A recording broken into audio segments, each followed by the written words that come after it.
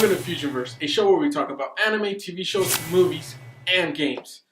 And if you don't know, I have a Patreon. Patreon.com/Ravenouslobo. Should be right here. And click up there if you want to go.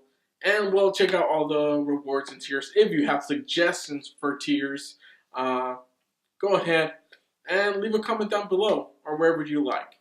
Now, today, as you can tell, obviously, from the title, we are talking about The Shape of Water. Now, I'm not going to be spoiling anything, well, hopefully anything, for you guys, so you can go enjoy it. If you have not seen it, if you're kind of on the fence of watching it, if you're not sure if it's going to be something that's good, well, Guillermo del Toro did win a Golden Globe for it, and I had to see it for myself. I've been wanting to see this, but they're not really showing it in a lot of theaters. So, finally was able to watch this, and wow, was I really just amazed by this just wonderful movie, this artistic piece that he was able to create along with, well, another writer, because it wasn't just him. It was like Guillermo del Toro who wrote the story. However, he wrote the part of the screenplay with Vanessa Taylor. Now, Guillermo del Toro and Vanessa Taylor did an amazing job with the screenplay, with the story they were trying to tell. And Guillermo del Toro is an amazing director. There's a lot of his films that I really enjoy, and am just amazed by what he's capable of doing. And this is no different. This is probably one of my top favorites from him. And considering if you haven't seen Pan's Labyrinth, go watch that because it's simply an amazing movie as well. But yes, back to this. The intro of it. Everything that you see is just stunning. They took a certain style and approach to this. Because apparently, I looked it up, and this is taking place during the 1960s. There's a lot going on around the world. However, it's focusing around this female, this woman who is not able to speak. She uses sign language, and you kind of get to see her transformation throughout this film as well. You get to see her grow as an individual and just become more comfortable with who she is. I will say this is a rated R film, so definitely go in with that mindset. And it kind of shows you right after the intro, the first scene is really incredible and is tastefully done. Won't say too much about it, but it's something that I was kind of surprised. I was like, oh, okay, so they're just kind of doing this. They're showing you this. But they're showing you this life of this woman who is incapable of speaking and who just feels so lonely. She has a friend. She is with a friend, neighbor, and he turns out he's gay. And you, in a way, you get to see how that kind of plays out in this world. I won't say too much about that, but you get to see how he's feeling and the type of person he is, and everything that he's facing, all these different challenges, and just how he feels this connection towards her, because they just have this bond and this friendship, because he understands her, he understands sign language and everything, so they have this bond. And she, of course, has another friend as well in a place that she works at, this top secret facility where they clean, and basically women are treated like crap there. Well, you know, in my opinion, just like everything that happens, that transpires, the men are just, you know, this dominant force over them. And that's why, if you've seen Guillermo del Toro's speech, and after the Golden Globes, when he's being like interviewed and people are asking questions, it's just what the story he was telling. It didn't really necessarily have to do with anything that was happening at the times and saying, oh, hey, I'm going to write this because it's about this. It's like, no, this is just how the story is being told, and that's how he writes it.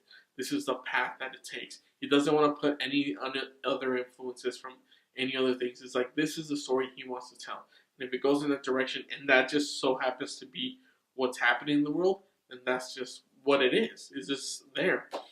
But it is such an incredible job, and especially the amphibious creature, the amphibious man. It's wow. I thought this would be like a CGI type deal, but it wasn't. I have been waiting for a long time for. If you've never seen this movie, definitely watch it. Creature from the Black Lagoon. That is such an amazing movie. There are sequels to it, but I just really recommend watching the first one. Not so sure about the other ones, but the first one, it's this infatuation where the creature from the Black Lagoon sees this beautiful woman and kind of pursues her and wants to take her, but she's not in love with him. In this situation, it's something totally different where she kind of feels this attraction to him, and you see it build up where it becomes something incredible, something that you wouldn't normally expect. And that's what this is. It's just a beautiful movie. And I'll say that this is a must watch. If you have not seen it, I really do recommend that you watch this. I mean, if you can watch it over and over, I suggest that as well because I freaking love this. This is so incredible. It was just an experience that I just won't forget. The movie is long. I believe it's about 2 hours long, and some minutes with the credits. But they do such an amazing job. The music as well, the score. I don't know if these are songs, but just what they chose, what was in everything was just influence. It had just this melody. Just it felt like waves, like just washing over. Just the soothing music, and there's times if you get intensity of the music, you felt it. This movie made you feel all of these actors and actresses. Wow, the actresses by far made this movie. I am not joking with you. It was so amazing. Sally Hawkins and Octavia Spencer. Holy crap! It was just such an incredible duo. Just their interactions because Octavia's character, just very talkative and it's just kind of like, oh my god, like I have to do all this for these men. There's scenes where you get to see her just she is who she is and she's just so amazing and wonderful. Does and brings a lot to this role and just this interaction between her and apparently they've actually worked together for about 10 years and known each other for 10 years. And she always talks about her husband. Uh, I want to say it starts with a B, like Bruce maybe or something like that. And she's always complaining about him, complaining. I'm thinking, oh man, are we going to get to see him? Are we going to get to see him? And that was just always something because it was just so wonderfully done. There was a lot of meaning just put behind these characters, and you actually cared for them. You actually cared about what was going on, what was going to happen as everything progressed. And I think I will leave it at that. I don't want to spoil like anything about the movie at all, but I am definitely giving this movie a 10 out of 10. This is by far one of the best movies of, I guess, 2017 and out. Well, so I watched 2018, but this is by far one of those best movies, just classics that I've really come to love and enjoy. It's something to cherish.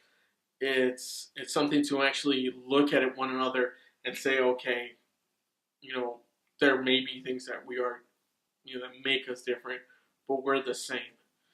There's definitely a lot